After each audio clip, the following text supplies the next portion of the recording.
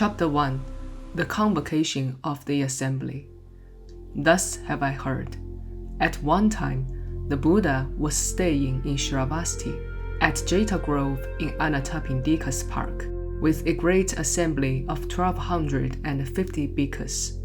At mealtime, the world-honored one put on his robe, took up his bow, and entered the great city of Shravasti to beg for food. Having begged from door to door, he returned to his place. After finishing his meal, he put away his robe and bow, washed his feet, and sat down on the prepared seat.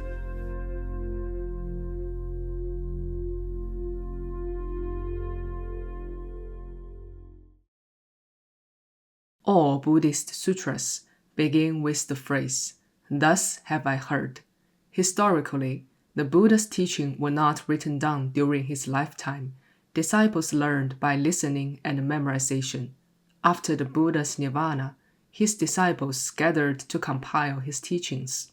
Venerable Ananda, the Buddha's personal attendant, was renowned as foremost in hearing for his extraordinary memory. Thus, Ananda recited and recounted the scene of the Buddha's original teachings, while other disciples recorded them and reached a consensus. This process gave us the sutras we see today. Because almost every scripture was recounted by Ananda, they follow a unified format, always opening with, "Thus have I heard."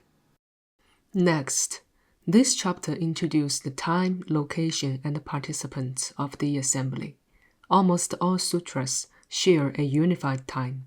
At one time, why did the Buddha not specify a date? There are two perspectives. First, in Dharma, time and space are considered illusionary, false appearance that exist relative to the consciousness of beings in three realms. Even from a relative standpoint, the Buddha's teaching reached all six realms, and each realm perceived time and space differently. Even among humans, time differs by region. Thus, the sutra says, at one time rather than a fixed date. The second perspective is historical. Ancient India was a culture with less emphasis on the concept of a linear time. However, these debates are not vital. Let's continue with the scripture.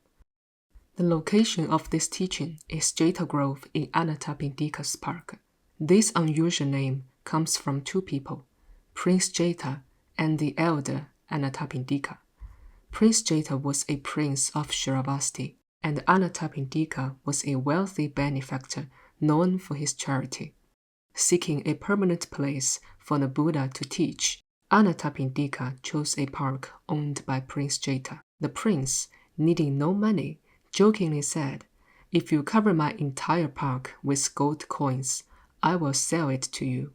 To his astonishment, Anathapindika truly began doing so, cart after cart. Prince Jeta was amazed. What charm did Shakyamuni Buddha possess to make a man sacrifice his entire fortune? Upon hearing the Buddha's wisdom, the prince immediately donated the land. He told the elder, "You build the monastery, and I will donate the trees in the park." Thus, the place was named Jeta's Tree and Anathapindika's Park. This is where the Diamond Sutra was taught. The assembly included 1,250 bhikkhus. During the Buddha's time, these were his permanent followers. Wherever the Buddha went, they followed him to practice. They were rarely absent from his teachings. The opening of the Diamond Sutra records a simple moment of the Buddha's daily life among the Sangha. As noon approached, the world-honored one put on his robe, took up his bow, and walked slowly into the city of Shravasti. Following the rule of consecutive begging, he visited 7 houses in order, then returned to the monastery with his food. After the meal, he put away his robe and bow. Having walked barefoot, he washed his feet, arranged his seat, and sat down to meditate. At that time, the Sangha practiced 1 meal a day before noon. Every monk had to go out to beg for their own food. They begged from 7 houses, regardless of wealth or status. After the 7th house, they would return to practice, whether they received food or not. Those who received food would share it with fellow practitioners who had none. In many other Buddhist scriptures, like the Lotus Sutra, the Buddha often manifests miraculous signs before teaching, such as emitting brilliant light from between his brows to illuminate countless worlds. Many Mahayana sutras open with such earth-shaking miracles to subdue demons or attract the attention of heavenly protectors and beings from 6 realms. There are also other profound reasons beyond our full understanding. The Diamond Sutra holds a pivotal status in Buddhism. Following the rise of Zen, it became world-renowned through the story of the 6th patriarch, Huineng. Huineng's path to enlightenment began when he heard the line, "Develop a mind that clings to nothing." He later became the Grand Master who flourished the Zen tradition.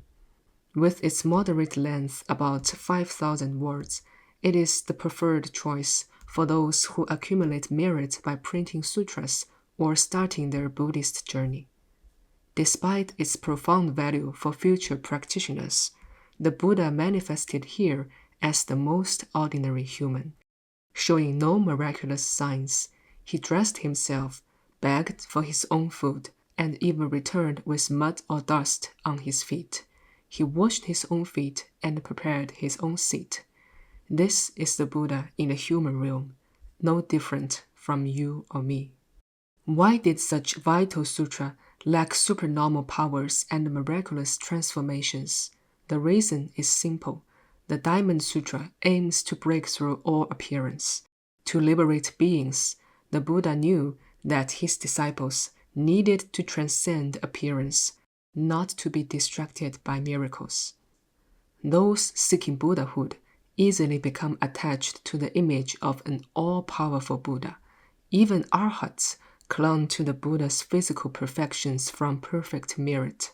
We feel distant from the Buddha because our minds are filled with fantasies of his power.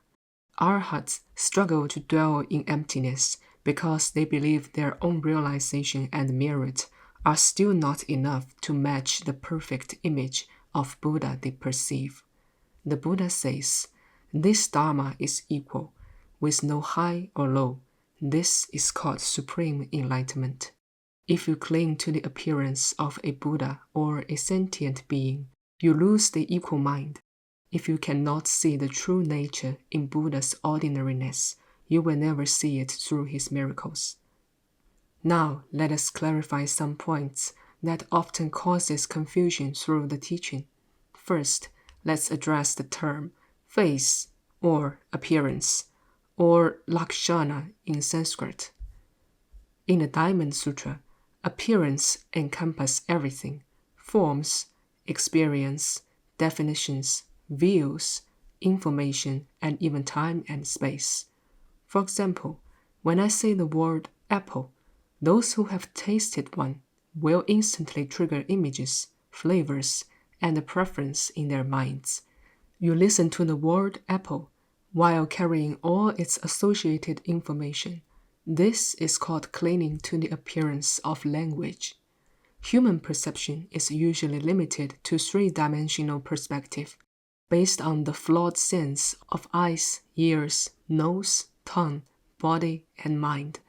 Affirming and clinging to this appearance prevents us from seeing the ultimate truth of the universe. It traps our liberated mind in 3D space, leading the suffering of birth, aging, illness, death, and impermanence due to ignorance. In the following text, the Buddha breaks many appearances: the self, others, living beings, and lifespan, and also the appearance of Buddha, Bodhisattva, arhats, merit, dharma, annihilation, wisdom, and attainment. The Buddha addresses these because disciples easily treat them as real or solid during their practice. Clinging to them prevents one from returning to the state of true emptiness, and also turning the Bodhisattva path into mere worldly good deeds and exhausting self-sacrifice. Second, beginners may be confused by a recurring sentence pattern. X is not X, therefore it is merely called X. When the Buddha breaks a certain appearance, he often uses another concept as a temporary tool. Imagine using a needle to remove a thorn. The needle is the tool used to remove the thorn. But the Buddha worries that once the thorn is gone, you will become attached to the needle. Thus, he says, the needle is not a needle. It is merely called a needle. To show that all appearances are illusionary, even the thorn is not a thorn, it is merely called a thorn. Master Kumarajava used this pattern to show that all terms and words are temporary labels, meant only to cure your internal attachment and perceptions. Third, let's clarify the titles for the Buddha. You will see 3 terms, Buddha, Word-Honored One, and Tathagata. While their essence is the same, they serve different functions. Buddha usually refers to the physical presence of the teacher standing before his disciples. However, when the Buddha describes the formless, ultimate reality where form and emptiness are one, he uses the term Tathagata, thus come one. In my lectures, I also use terms like own being, own becoming, or the state of true emptiness to help you avoid clinging to the linguistic labels of Buddha or Tathagata. Finally, the title Word-Honored One is a term of profound respect used by Subhuti. In Buddhism, the Buddha is understood through 3 bodies, the Sambhogakaya Buddha, the Nirmanakaya Buddha, and the Dharmakaya Buddha.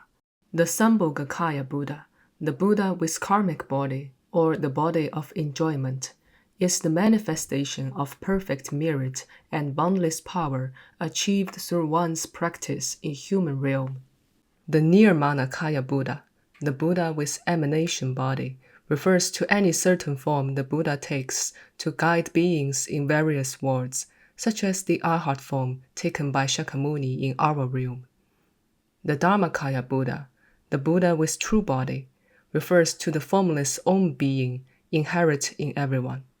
However, I won't use this term in my lectures. In the wisdom of Praja, form and emptiness are one. I do not wish for you to perceive the Buddha as having distinct form or nature. These distinctions are merely temporary tools for learning.